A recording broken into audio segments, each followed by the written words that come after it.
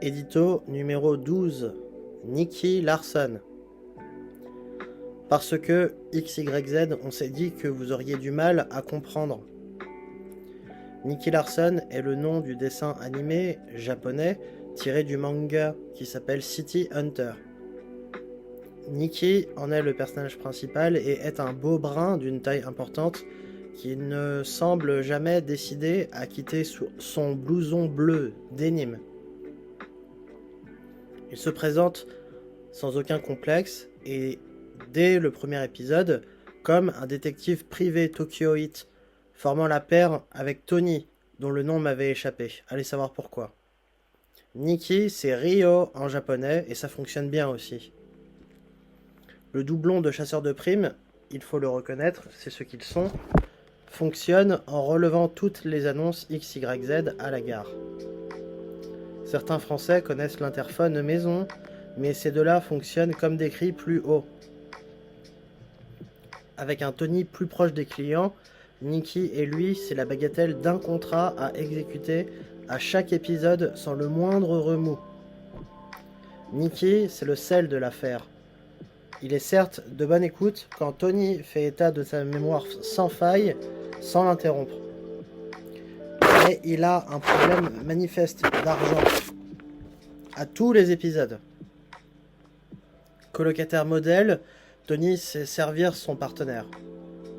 Un brin dépensier, un brin playboy, Nicky a l'argent qui lui brûle le bout des doigts. Il semble commander exclusivement à emporter et on se demande, en lorgnant sur les incontournables de l'animisme, mettez entre parenthèses, Sakura chasseuse de cartes, Bleach, et fermez la parenthèse, si Nicky n'est pas le fantôme de l'autre. Honnêtement,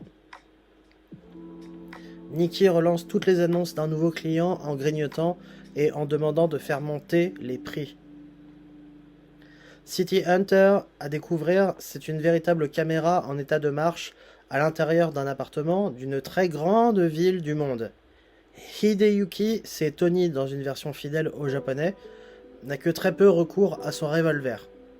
Ah oui, parce qu'il fallait le préciser, avec mon obsession pour le propre, le sale, la zone dégagée et l'entassement des poubelles, propice à attirer la vermine, Ryo vous fait découvrir les dessous de la mégalopole japonaise dont vous ne soupçonniez même pas l'existence.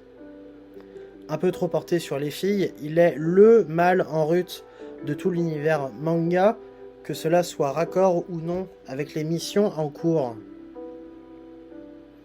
Il est souvent pris la main dans le sac, ou plutôt sur le croupion, sous la jupe, la culotte, enfin, c'est vous qui voyez.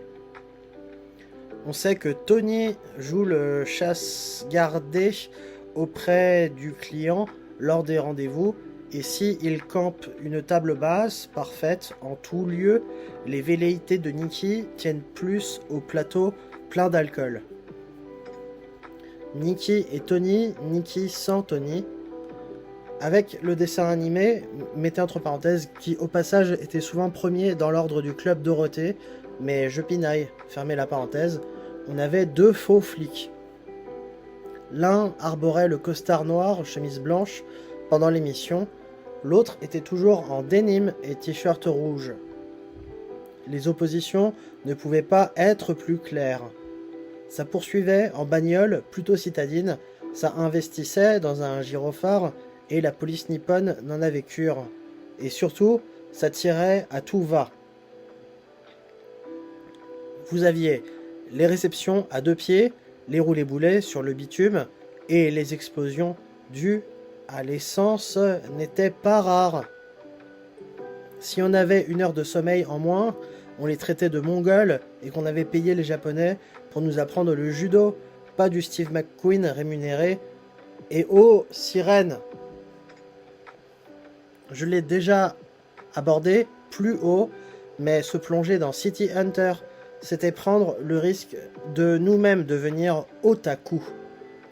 Hideyuki, parfois, est le parfait petit robot de Ryo quand on a du mal à décoller d'une page ennuyeuse.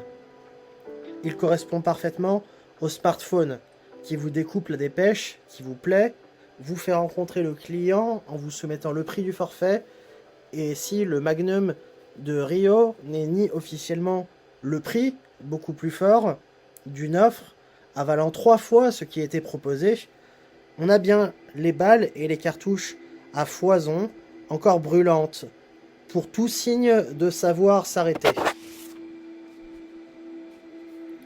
Alors oui, Ryo-san, mettez entre parenthèses, j'ose ici la marque de l'affection, fermez la parenthèse, passe le plus clair de son temps dans un appartement qu'il ne lave pas. Il n'utilise pas non plus la cuisine ou le chauffage et trouve probablement ses vapeurs à inhaler dans les déchets qui s'amoncellent en bas de chez lui. Une sorte de manière de troquer sa belle gueule contre un dernier emploi, taille humaine, avant de replier le drapeau une dernière fois. Nicky ne prend jamais Tony par les cornes et il a raison. Sa stratégie, un brin souricière, fait mouche et après avoir installé l'agence XYZ à un niveau acceptable de crédibilité, un drame retentit. Entre parenthèses, ne continuez pas plus loin si vous ne voulez rien dévoiler. Fermez la parenthèse. Et Tony lui est enlevé pour de bon par des malfrats qui ont joué des poings et de la gâchette contre plus faibles que eux.